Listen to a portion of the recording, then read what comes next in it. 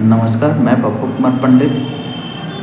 मैं आपको बता रहा हूँ मॉर्गेज लोन में क्या क्या डॉक्यूमेंट होता है, किसको किसको मॉर्गेज लोन हम दे सकते हैं।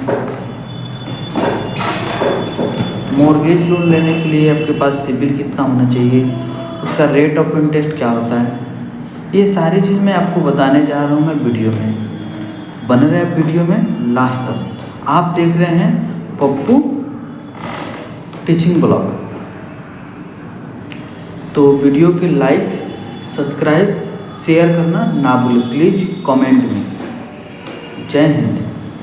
तो मॉर्गेज लोन लेने के लिए तो पहले चीज़ तो आपके पास एक अच्छा खासा बिजनेस होना चाहिए। बिजनेस में जैसे कि मैं कुछ उदाहरण में आपको दे देता हूँ। जैसे कि आपके पास किराना स्टोर होना चाहिए, कॉस्मेटिक का दुकान होना चाहिए, मेडिकल शॉप होना चाहिए, फल का दुकान होना चाहिए, कपड़ा का होना चाहिए, इलेक्ट्रिक का दुकान होना चाहिए, हार्डवेयर का दुकान। हार्डवेयर में बहुत सारे दुकान आते हैं, मतलब आपको दिखने में लगे कि मेरा दुकान एक अच्छा खासा है, तो उस पर एक मॉर्गेज लोन हो जाएगा। दूसरी चीज़ कि आपका मॉर्गेज लोन करने के लिए आपका जो ज़मीन है उस ज़मीन पे घर बना होना चाहिए। अगर घर बना हुआ है तो उसका वैल्यूएशन थोड़ा ज़्यादा लगता है और अमाउंट आपको अच्छा खासा मिलता है, फिर उसको बैंक बहुत जल्दी फंड करती है। ये भी होना चाहिए। कितना लोग कस्टमर के ये भी सवाल है कि सर मेरे दादा के नाम पे ज़मीन है तो मेरे पापा का ही हुआ, और पापा का है तो मेरा ही हुआ। बैंक ये सब नहीं मानती है। बैंक को क्या चाहिए कि जिसके भी नाम पे ज़मीन है उस पर्सन को जीवित अगर है तो उसी को हम लोन करते हैं। जैसे में अगर कस्टमर कोई बात बोल रहा है कि सर मेरे दादा का नाम, जैसे अब समझिए दादाजी मेरे एक्सपायर कर गए, पिताजी के नाम मान लीजिए ज़मीन हुआ, मैं उस पर लोन लेने जा रहा हूँ। तो जब ज़मीन मॉर्गेज होता है, एग्रीमेंट होता है, तो वहाँ पे दादाजी कैसे आएंगे? दस्तावेज पे तो मान लीजिए नाम तो फलाना आदमी है। तो जब कोर्ट मॉर्गेज करता है, एग्रीमेंट जब कोर्ट करेंगे, बैंक मॉर्गेज करेंगे, तो उस टाइम तो फिर उस हम जो दस्तावेज में नाम होगा फिर उसको तो हम तो खोजेंगे कि भाई फलाना आदमी कहाँ है, तो फलाना आदमी आएगा फिर कहाँ से जब वो ऑलरेडी एक्सपायर हो कर गया है। तो इसीलिए आप लोग थोड़ा बढ़िया सोचिए कि मॉर्गेज लोन हम लोग उसी को करते हैं जो आदमी जीवित होता है। मरा हुआ आदमी पे मॉर्गेज लोन नहीं होता है।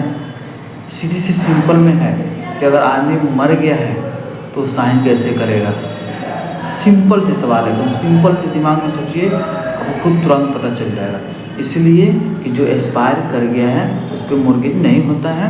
आप ऐसा कीजिए, पापा से अपने पापा से बोलिए अपने नाम पे ट्रांसफ़र करवा दीजिए, लिखवा लीजिए, फिर मैं आपको मॉर्गेज लोन कर दूँगा। बाकी और भी चीज़ है, घर बना बनाया होना चाहिए। आपका जो बिजनेस है, बिजनेस का प्रूफ होना चाहिए, इनकम प्रूफ होना चाहिए। इनकम प्रूफ में जैसे कि GST होना चाहिए, ITR होना चाहिए। अगर ये है तभी भी आपका हम लोन कर देंगे। अगर GST ITR नहीं है तभी भी मैं आपका लोन कर दूँगा। ऐसा नहीं है कि अगर मेरा छोटा मोटा शॉप है तो उसमें सर GST नहीं है, ITR नहीं है, ट्रांजैक्शन कुछ अच्छा ज़्यादा नहीं है, इससे कोई मतलब नहीं है। बस थोड़ा बहुत आपका ट्रांजैक्शन होना चाहिए, अच्छा खासा दुकान होना चाहिए, तो मैं आपको 5 लाख 10 लाख तक लोन बैंक से करवा दूंगा। फिर उसमें सिबिल क्या होना चाहिए? अगर मान लीजिए किसी का सिबिल माइनस में है तभी मैं उसका लोन कर दूंगा, प्लस में है तो ऑलरेडी तो होगा ही। कितना लोग का सवाल है कि सर सिबिल हमने तो आज तक लोन ही नहीं लिया, तो लोन नहीं लिए हैं तभी मैं आपको मॉर्गेज लोन कर दूँगा। ऐसा नहीं है कि मॉर्गेज लोन के लिए आपको 7.5 सिबिल होना चाहिए। सिबिल माइनस में भी है, कभी लोन नहीं लिया है तभी मैं मैं आपको लोन कर दूंगा, ये याद रखिए आप, मॉर्गेज लोन।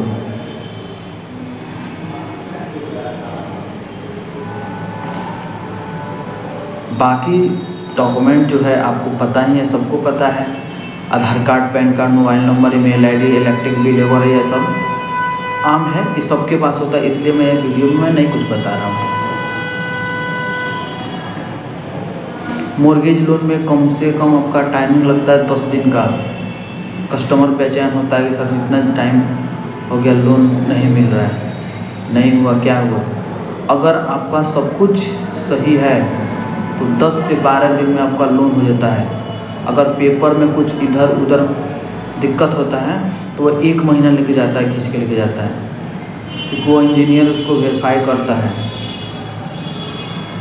ज़मीन को, फिर वेरिफिकेशन वाले आपके दुकान को वेरीफाई करते हैं, इस समय थोड़ा टाइम लगता है। अगर सब कुछ सही है तो 10 से 12 दिन में आपका लोन हो जाएगा। और थोड़ा सा भी आपका दिक्कत या ज़मीन में दिखता है या बिजनेस में दिखता है तो समझिए वही टाइमिंग आपका थोड़ा लंबा प्रोसेस में लेके जाता है, 1 महीना टाइम में। और इसमें सिविल स्कोर तो आपको मैंने बता दिया।